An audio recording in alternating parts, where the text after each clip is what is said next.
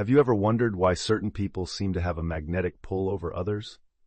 Why some individuals can influence, charm, and even manipulate without us even noticing? Today I'm going to spill the beans on something that'll rock your world about human nature. Something Carl Jung discovered decades ago, but that's still buried deep in psychology's basement. If you're brave enough to face some uncomfortable truths about yourself and the people around you, then keep watching. But fair warning, once you know these secrets, you'll never look at human relationships the same way again. If you're ready for this mind-bending journey of self-discovery, hit that like button now, subscribe to the channel, and turn on notifications, because what you're about to uncover could change your life forever. Carl Jung wasn't just a psychologist. He was an explorer of the darkest corners of the human mind. And what he found about our true nature is so unsettling that most folks prefer to just ignore it. But you're not like most people, are you? In 1912, Jung made a discovery that haunted him for the rest of his life. He realized that all of us carry a primal force, an ancient drive that rules our deepest desires, something he called the inner beast. Picture this for a second. You're in a social situation, chatting with someone you're into. Consciously, you think you're being polite, civilized, rational. But Jung found that there's something way more primitive going on underneath the surface. This ancient force doesn't follow modern society's rules. It doesn't care about morals, ethics, or good behavior. It only wants one thing: domination and the satisfaction of our most basic instincts. You feel it sometimes, don't you? That weird vibe when you meet someone who sparks something deep inside you, something you can't even explain. Jung called it the call of the collective unconscious, the voice of our primitive ancestors echoing within us. But here's the really messed up part. Jung found that some people have learned to awaken and control this primal force in others. They know exactly how to trigger your most basic instincts, how to make you feel that magnetic, irresistible pull. These people aren't necessarily evil. They just figured out something fundamental about human nature that the rest of us prefer to ignore. Now I'm about to tell you something that'll make you squirm. Have you ever noticed how certain people can make you feel special with just a glance? How they seem to read your mind and say exactly what you need to hear? Jung pinpointed specific behavior patterns that these people use. They're not accidental. They're sophisticated psychological strategies based on thousands of years of human evolution.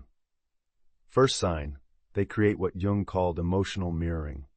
They reflect your emotions back to you, making you feel like you're the most interesting person in the world. Ever felt that? That feeling that someone perfectly understands you? Second sign, they use what Jung found to be our evolutionary blind spot. They trigger our protective and caring instincts by making themselves seem vulnerable at just the right moment. It's like they know exactly when to show weakness to awaken your savior complex. Third sign, they master the art of emotional contrast. They switch between intense closeness and subtle distance, creating an emotional roller coaster that keeps you hooked on the adrenaline of uncertainty. But the most chilling sign is the fourth one. They make you believe you chose to get involved. They're so good at it that you swear you made all the decisions, when in reality, you were carefully led down a path they planned. Are you starting to recognize these patterns in your own life? Because once you see it, you can't unsee it. Here's where things get really dark. Jung found that all of us have a desperate hunger for emotional validation. It's like we carry an inner void that constantly needs to be filled by others' approval. These people who master psychological manipulation know this. They spot that void in you and become the source of the validation you crave. But here's the wicked trick. They never give you enough validation. They give you just enough to get a taste, to get you hooked on that feeling of being special and desired, but never enough for you to feel completely satisfied.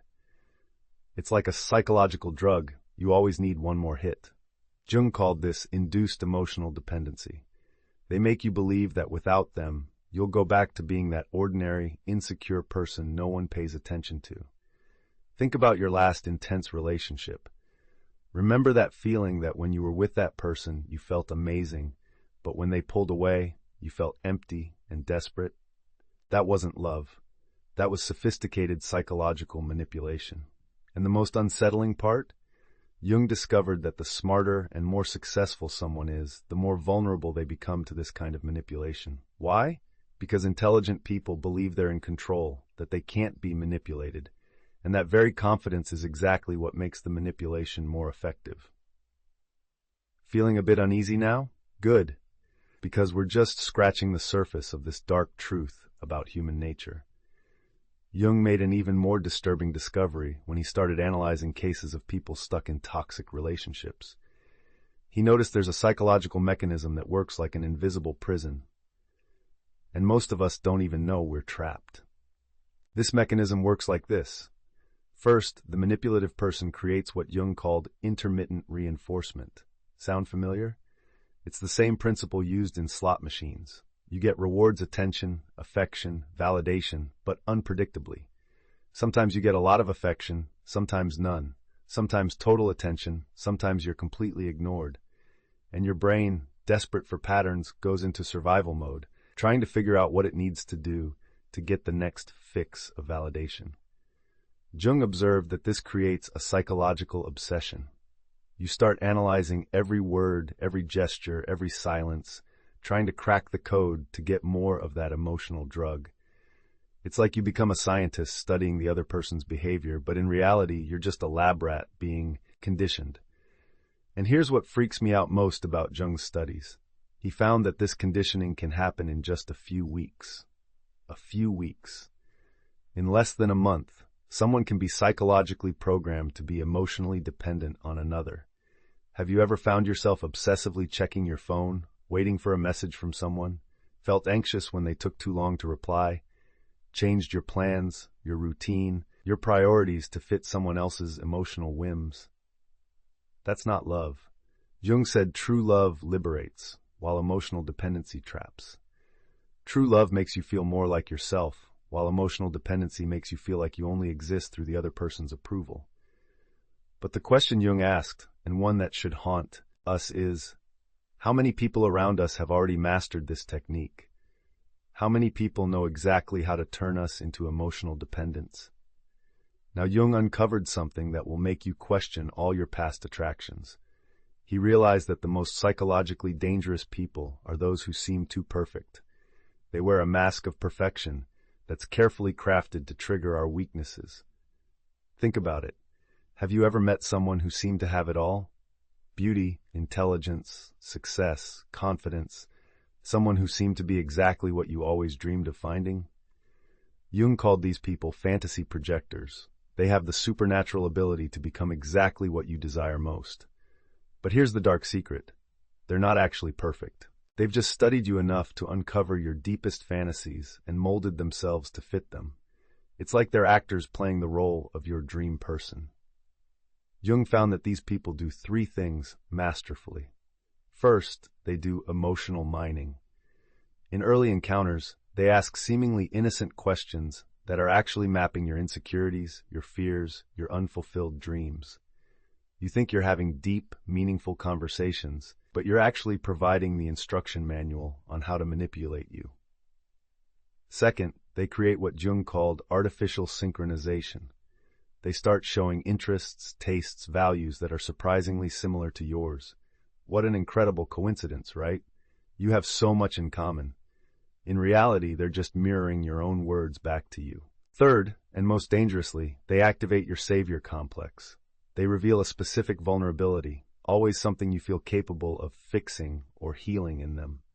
You feel special, chosen, like you're the only person who could help them with this problem. Jung observed that the more perfect for you someone seems, the more you should be suspicious. Because genuine relationships are built through incompatibilities you learn to navigate together, not through perfect compatibilities that magically appear. Are you starting to see how you've been manipulated in the past? How your great loves might have actually been sophisticated psychological experiments? Jung made an observation that will make your skin crawl. He noticed there's a specific pattern that manipulative people follow. A cycle so predictable he could draw a graph of the emotional phases the victim would go through. Phase 1, love bombing, the flood of affection. At first, you're showered with attention, affection, promises, future plans. It's like you won the emotional lottery. Jung noted that this phase is purposefully too intense, too fast, too good to be true. But our brains, thirsty for connection, ignore all the red flags. Remember the last time someone made you feel like you were the most special person in the world, right in the first few dates? Like you were soulmates who finally found each other? Jung would say, be careful. Real love grows gradually. Fake love explodes artificially. Phase 2. The boundary test. After establishing emotional dependency, they start testing how far they can push you. Small displays of disrespect, minor broken promises, little violations of your boundaries. They're mapping your tolerance for unacceptable behavior. Jung found that this phase is crucial because it's where you unconsciously negotiate your own dignity. Each time you accept behavior you normally wouldn't, you're training your own brain to normalize the unacceptable. Phase 3. The strategic withdrawal. Suddenly, all that attention and affection drastically drops. They become cold, distant, too busy for you. Jung observed that this creates what he called acute psychological hunger. You become desperate to regain that initial feeling of being special. And here's the most devious part. You start blaming yourself. What did I do wrong? How can I win back their attention? You go into problem-solving mode, when in reality there's no problem to solve, it's just calculated manipulation. Phase 4. The intermittent return. Occasionally, they'll give you attention, affection, promises again, but now these crumbs of affection become the most precious things in the world to you. Jung noted that people in this phase can feel more joy from a simple text than they used to feel from passionate declarations. This cycle can repeat for months, years, decades. And Jung made a terrifying discovery. The longer you're stuck in this cycle, the harder it is to leave, because your sense of normality adjusts to the abnormality of the situation. Have you ever experienced this cycle? Found yourself feeling disproportionate joy because someone who treated you badly had a moment of kindness? Because if so, you need to understand that wasn't love, that was psychological conditioning. Jung made a discovery that will shatter your perception of reality. He realized that the most skilled psychological manipulators can do something that seems impossible. They make you question your own sanity. They master a technique Jung called reality inversion. It works like this. When you confront their unacceptable behaviors, they don't deny, they don't apologize. They make you believe that the problem is with your perception of reality. You're being too sensitive, you're imagining things, you're interpreting everything wrong, you're being paranoid. Do those phrases sound familiar? Jung found that these responses aren't casual. They're sophisticated psychological weapons designed to undermine your trust in your own instincts. Here's what bothers me most. Jung observed that intelligent people are even more vulnerable to this technique. Why? Because intelligent people tend to be self-critical, always questioning their own conclusions. When someone suggests they're seeing things that aren't there, they genuinely consider that possibility. But Jung identified clear signs that you're being subjected to this reality inversion. First sign, you start doubting specific memories. You clearly remember something that happened, but the other person insists it was different, and you start questioning your own memory. Second sign, you find yourself apologizing for legitimate feelings. You feel hurt by something someone did, but somehow end up apologizing for being hurt. Jung said this is a total inversion of emotional responsibility. Third sign, you stop trusting your own instincts. Your body, your intuition, your feelings are screaming that something's wrong, but your rational mind has been convinced that you're overreacting or being dramatic. Jung found that this technique is so effective because it attacks our fundamental need to trust our own perception. When you can no longer trust yourself, you become completely dependent on external validation to know what's real. And here's the scariest part. Jung observed that once your trust in your own perception is broken, you become vulnerable to anyone who seems sure about reality. You become a follower, not an independent thinker. Have you ever found yourself doubting your own memories after a conversation with someone? Felt confused about events you were sure happened? If so, you might have been a victim of this reality inversion. Jung made a discovery that will explain why you're attracted to people who make you suffer. He realized there's a psychological phenomenon he called emotional chaos addiction, and most people don't even know they suffer from it. It works like this. When you live in a constant state of extreme emotional highs and lows, your brain adapts to that level of intensity. Stable, predictable, healthy relationships start to seem boring, dull, lifeless. Jung found that this happens because emotional chaos activates the same pleasure centers in the brain that are activated by drugs. The adrenaline of uncertainty, the relief when tension is resolved, the euphoria when you win back someone's attention, all of this creates an addictive chemical cocktail. Have you ever found yourself thinking that healthy relationships are boring, felt more alive during an intense argument than during peaceful moments? Preferred the intensity of a toxic relationship to the tranquility of a genuine connection? Jung observed that people addicted to emotional chaos develop a tolerance, just like with any other drug. They need increasingly higher levels of drama, conflict, and intensity to feel the same satisfaction. But here's what Jung discovered that's most disturbing. This addiction isn't accidental. Manipulative people know how to identify and exploit this vulnerability. They recognize when someone is addicted to emotional chaos and deliberately create cycles of drama to keep that person hooked.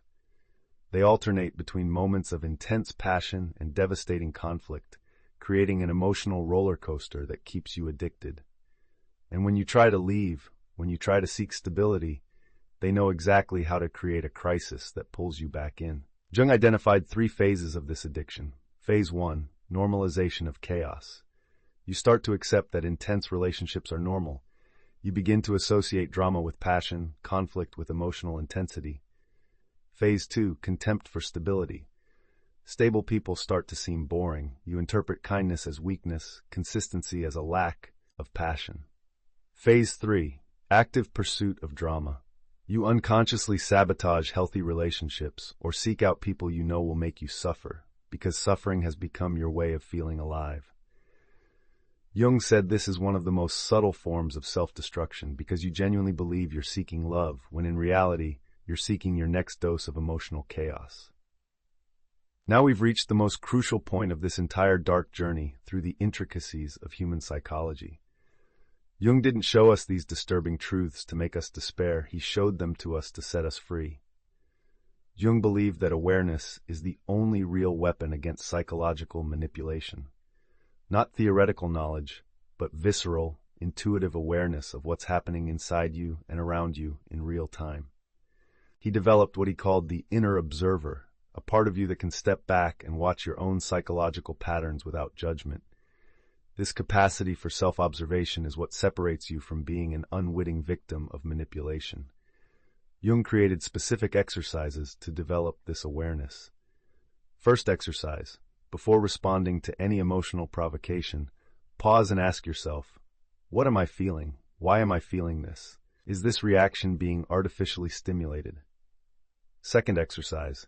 When you feel intensely attracted to someone, especially if it happens very quickly, pause and analyze, what exactly attracts me to this person?